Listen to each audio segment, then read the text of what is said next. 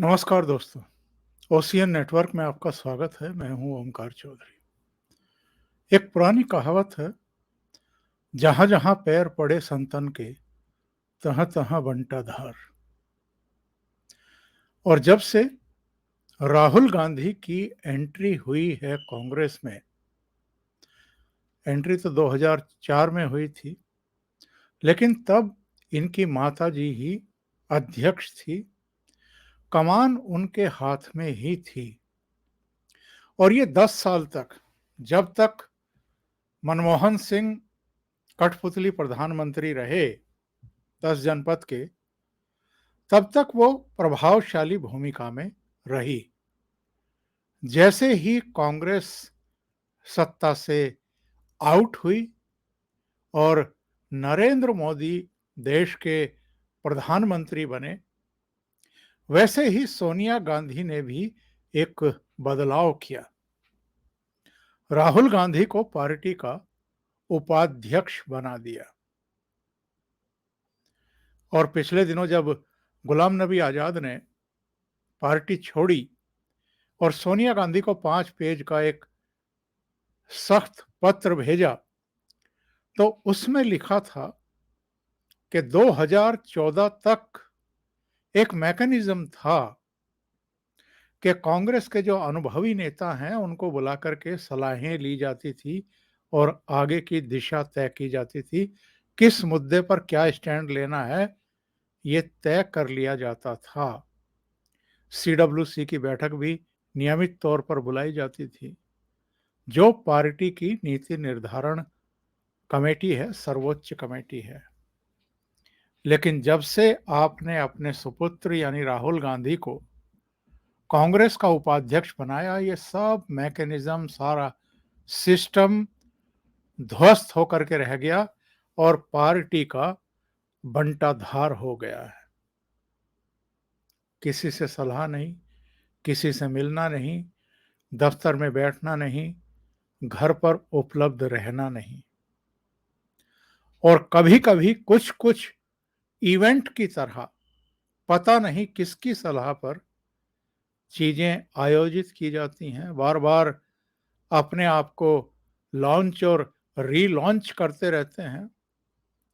और चाहे विदेश नीति हो, रक्षा नीति हो, अर्थ नीति हो, या जो राजनीतिक स्टैंड लेने होते हैं अलग-अलग महत्वपूर्ण मुद्दों पर, राष्ट्र हित के मुद्दों पर, उनमें भी वो देश हित के खिलाफ जाने वाले कदम लेते हुए दिखाई देते हैं। ये तो गुलाम नबी आजाद ने कहा था। उन्होंने एक और बात कही थी। उन्होंने कहा था कि ये देश जोड़ो यात्रा पर निकलने का ऐलान कर रहे हैं, पर पहले कांग्रेस को तो जोड़ लें। कांग्रेस से जो लोग टूट-टूट करके जा रहे हैं, जिनका मोहभंग हो रहा है, उनको तो जोड़ करके रख लें। देश भर में उनको तो अपने साथ रखें।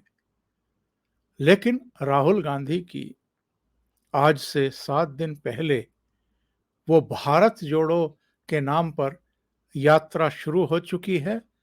और इन 7 दिनों में ही 6-7 ऐसे विवाद अब तक इसके साथ जुड़ चुके हैं, जिनके जवाब देना भी कांग्रेस को भारी पड़ने वाला है।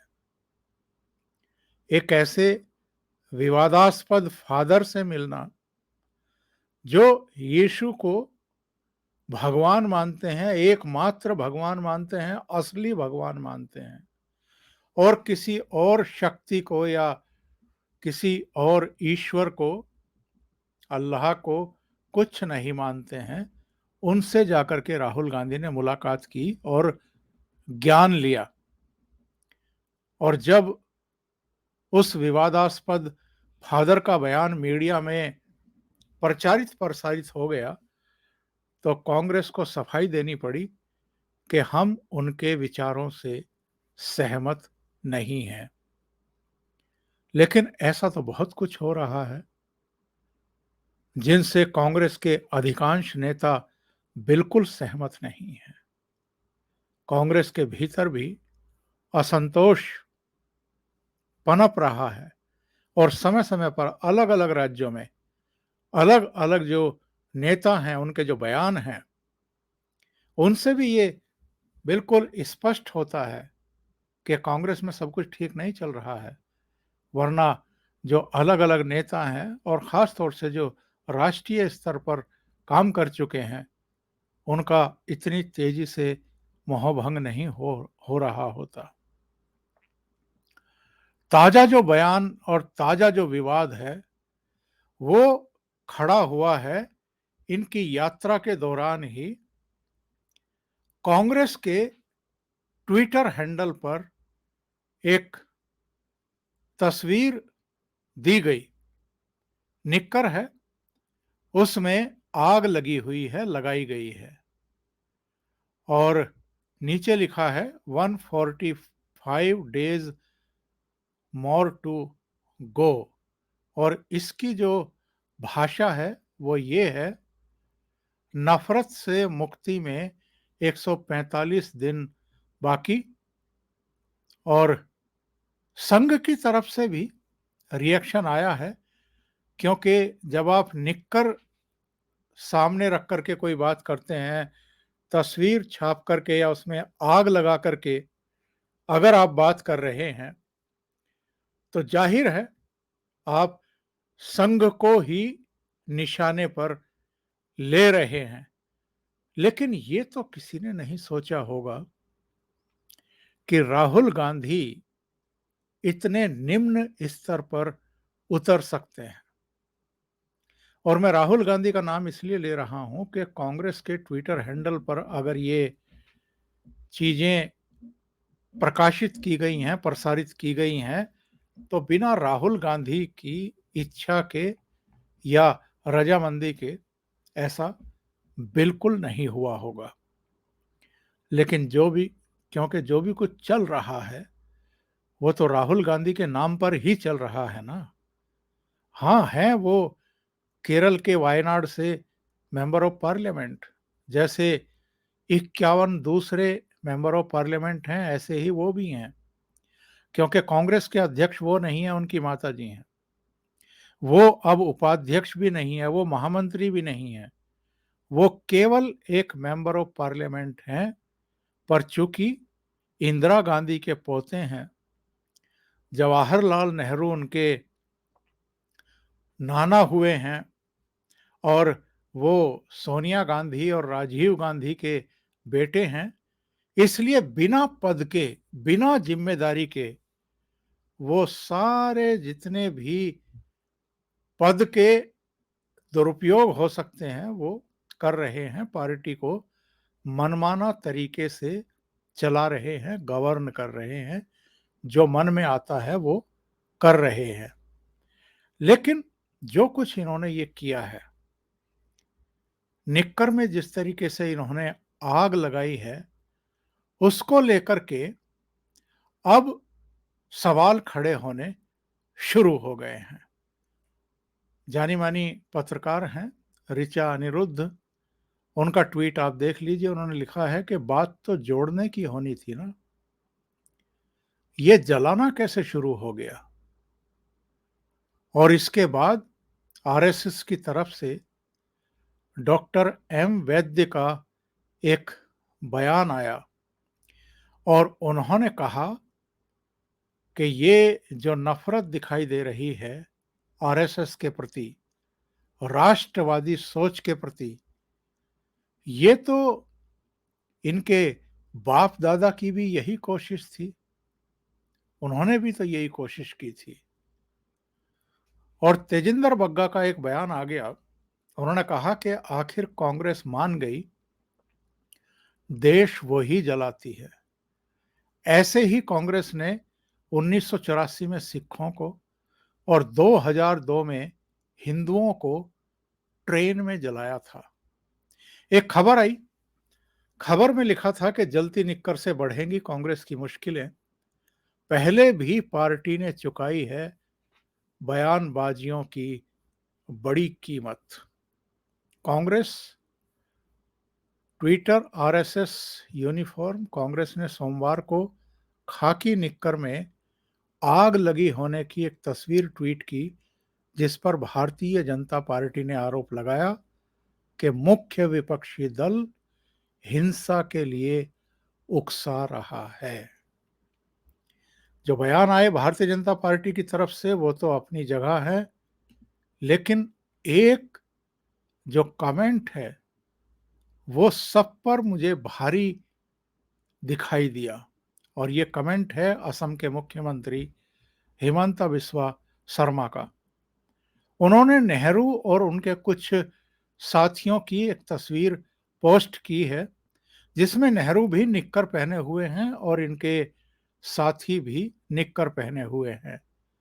और हिमंता ने पूछा है, will you fire his also? क्या आप नेहरू को भी आग लगा देंगे?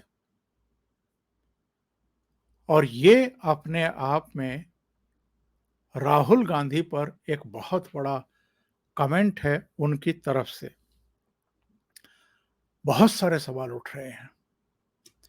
सवाल ये उठ रहे हैं, आप भारत जोड़ने की बात करते हैं, भारत जोड़ने का नाम प्रचारित करके आप ऐसे ऐसे कारनामे कर रहे हैं जिनसे गंभीर प्रश्न खड़े हो गए हैं। हाँ, कांग्रेस के कुछ नेता, कुछ इनके सलाहकार हो सकते हैं जो इनको ये समझाते हों कि आप जितना आरएसएस पर अटैक करेंगे, जितना आप भारतीय जनता पार्टी को या प्रधानमंत्री नरेंद्र मोदी को क्रिटिसाइज करेंगे, उतना आपको राजनीतिक रूप से फायदा होगा। मुस्लिम और जो दूसरे अल्पसंख्यक हैं, वो कांग्रेस के लिए और ज्यादा यूनाइट होंगे। लेकिन जब जब ये इस तरह की हरकतें करते हैं या करवाते हैं, तब भूल जाते हैं कि इसका रिवर्ट भी होता है। यानी कोई भी क्रिया अगर आप कर रहे हैं तो उसकी उतनी ही द्रुत गति से रिवर्स प्रतिक्रिया होती है। ये इस तरह की हरकतें करके हिंदुओं को एकजुट कर रहे हैं। अभी हाल में हमने एक और घटना देखी थी। बिल्किस बानो के जो गुनहगार थे, आरोपी थे, उनकी सजा पूरी हो गई थी। उनको गुजरात सरकार ने, जो 15 अगस्त और 26 जनवरी को राज्य सरकार इस तरह के अभियुक्तों को कई बार सजा पूरी होने पर या सजा पूरी होने वाली होती है तो उस समय रिहा कर देते हैं, वैसे रिहा कर दिए गए। उसको लेकर के बवाल खड़ा कर दिया गया। आपको याद होगा, अभी शबाना आजमी का भी एक बयान आया था जिस पर बहुत कड़ी प्रतिक्रियाएं दूसरी तरफ के लोगों ने भी जाहिर की कि ये केवल और केवल जब कोई मुस्लिम महिला या पुरुष के साथ कुछ भी होता है, उसी को ये लोग प्रमुखता से उठाते हैं। ये हों जावेद अख्तर हों तो कुछ दूसरे चेहरे हों। अभी उदयपुर में अगर कन्हैया लाल जो दर्जी था, हिंदू था, उसका दो मुस्लिम अभियुक्तों ने गला रेत करके हत्या कर दी, निर्मम हत्या कर दी, उस पर तो शबाना आजमी नहीं बोली। या अमरावती में उमेश कोल्हे को इसी तरीके से गर्दन काट करके मार डाला गया, तब तो शबाना आजमी नहीं बोली, नहीं रोई। अभी झारखंड में अंकिता सिंह के साथ जो कुछ हुआ, और वो भी मुस्लिम युवक ने किया, उस समय तो शबाना आजमी की जवान को लकवा मार गया। बहुत तीखी प्रतिक्रियाएं, और जब जब इस तरह की हरकतें होती हैं उनकी प्रतिक्रिया उतनी ही तीव्रता से होती है। शायद ये एक बेसिक जो सवाल है, जो बेसिक एक फंडा है, उसको भूल जाते हैं इस तरह की नासमझ राजनीति करने वाले। और शायद राहुल गांधी को तो ये भी पता नहीं होगा कि इनकी मम्मी ने गुजरात में एक बार चुनाव प्रचार के दौरान नरेंद्र मोदी को मौत का सौदागर कह दिया था, और उसकी बहुत भारी कीमत कांग्रेस आज तक चुका रही है, गुजरात में कभी उसकी वापसी नहीं हुई। और राहुल गांधी को शायद 2019 भी याद नहीं होगा, जब उन्होंने राफेल मामले में नरेंद्र मोदी को चौकीदार चोर है कहकर के बदनाम करने की कोशिश की थी और राजनीतिक फायदा उठाने की कोशिश की थी। उसका फायदा हुआ भारतीय जनता पार्टी और नरेंद्र मोदी को। जिस भारतीय जनता पार्टी को 2014 में 282 सीटें मिली थी, 2019 में बढ़कर के वो 303 सीट हो गई। ऐसे बहुत सारे मामले हैं। मणिशंकर अय्यर को भी भूल गए होंगे ये। मणिशंकर अय्यर ने क्या कहा था 2013-14 में, जब तालकटोरा स्टेडियम में कांग्रेस का अधिवेशन चल रहा था। सरकार तब मनमोहन सिंह की ही थी, लेकिन भारतीय जनता पार्टी नरेंद्र मोदी को अपना चेहरा घोषित कर चुकी थी। और तब क्या कहा था मीडिया के कैमरों पर मणिशंकर अय्यर ने? वायदा करता हूं कि इस 21वीं सदी में नरेंद्र मोदी कभी भी देश के प्रधानमंत्री नहीं बनेंगे, नहीं बनेंगे, नहीं बनेंगे। लेकिन यहां आकर चाय का वितरण करना चाहते हैं तो हम उनके लिए कुछ जगह बना रखते हैं। आज मणिशंकर अय्यर का कहीं कुछ अता पता है कि वो कहां हैं, कहां रहते हैं? कहीं मीडिया में हैं। और प्रधानमंत्री तो नरेंद्र मोदी बन गए 2014 में, 2019 में भी बन गए।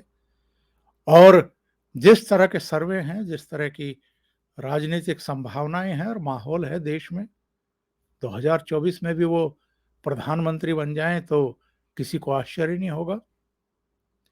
लेकिन बड़बोलापन, अहंकार, ईगो और जो गरीबी के परिवेश से आने वाले लोग हैं उनको हिकारत की दृष्टि से देखना और ये गलतफहमी पालना कि शासन करने का अधिकार तो हमारा ही है, कोई और कैसे शासन कर सकता है, या देश की जनता हमारे अलावा किसी और को प्रधानमंत्री कैसे बना सकती है।